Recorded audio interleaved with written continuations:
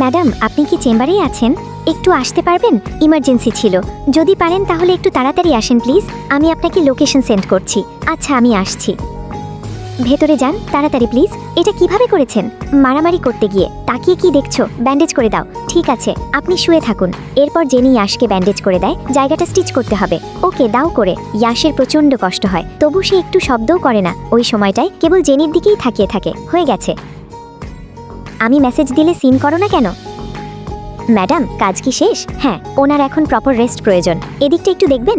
জি madam. কেন, তুমি ভুল করো নাই? আমি কি মিথ্যে বলেছি নাকি? Shut up. কি হয়েছে? ভুল করেছো তাহলে কর্তৃপক্ষের কাছে ক্ষমা চাও। ভুলে যেও না আমি এই হসপিটালের সিনিয়র। তাতে কি, ভুল তো সব বয়সের মানুষেরই হতে পারে। তুমি বসে বসে ড্রিঙ্কস করছো, আমি তোমাকে কিছু বলছি তো? এত টেনশন করছো কেন? জেনি, কি হয়েছে? রাহুল আমার সাথে আবার কথা বলছে না। তোমাকে আমি আগেই এ ছেলের থেকে সাবধান করেছিলাম। আবার ওই লোকটা মেসেজ দিয়েছে। আমি একটু বাহির থেকে আসছি। কে ওই লোকটা? আমার ব্যাপারে এত কিছু জানলো কিভাবে? ম্যাডাম, লাইটারটা একটু পাওয়া যাবে?